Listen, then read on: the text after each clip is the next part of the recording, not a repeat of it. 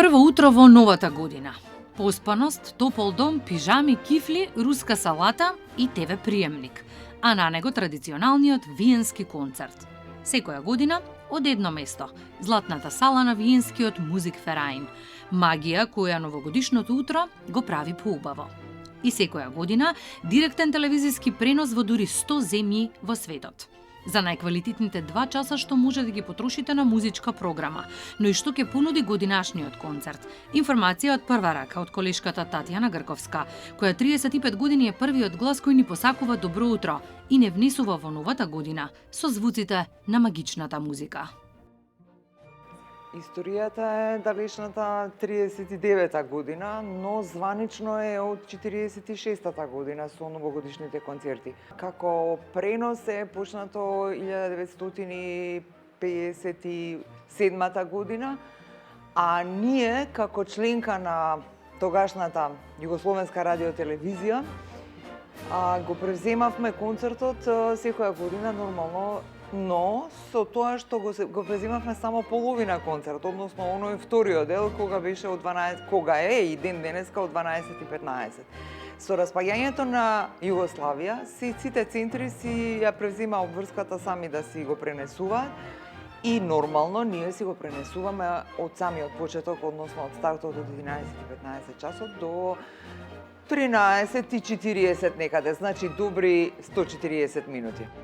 Годинава ќе биде пак маестро Рикардо Мути, тоа ќе биде негово 7-мо појавување на диригентскиот пулт. Но интересно е што Виенската филхармонија му дава посебно значење на него, бидејќи соработката со Рикардо Мути е започната пред повеќе од 50 години. Иако и го имаме фактот дека и податокот дека со Виенската филхармонија соработувал на над 500 концерти. Тоа би значило дека 10 концерти годишно Рикардо Мути настапува со Виенската филхармонија. Он е почесен член на Виенската филхармонија и самиот оркестар е многу задоволен од соработката со него затоа што многу го подигнал квалитетот на звукот на овој оркестар.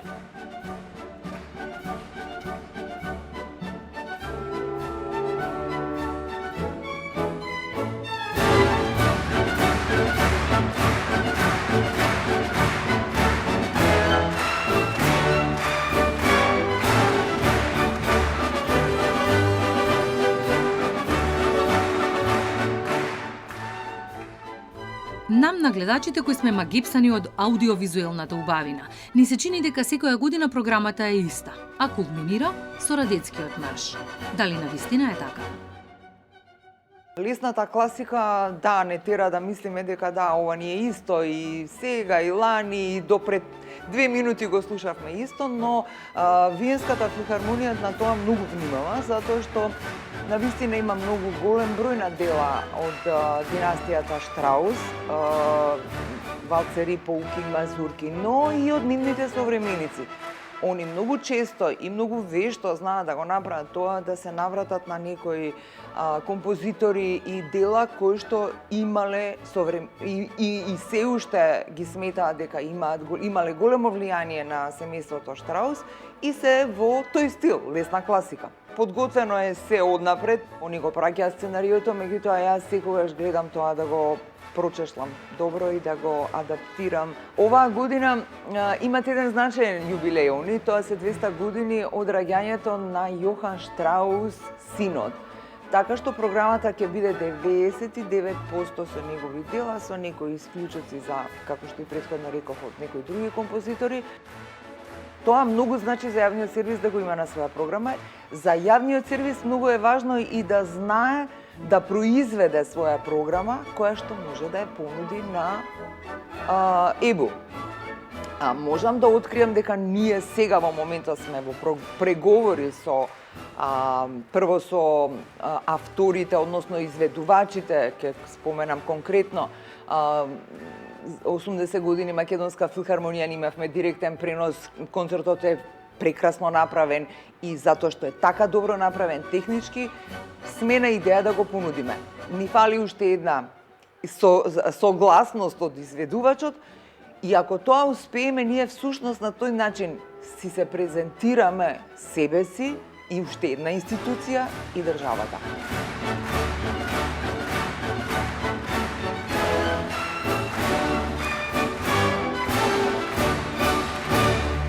Ја испраќаме 2024 и ситно броиме до најволшебниот планетарен настан. Звуците на Виенската филхармонија уште еднаш ќе ни го дадат најубавиот можен влез во новата 2025-та.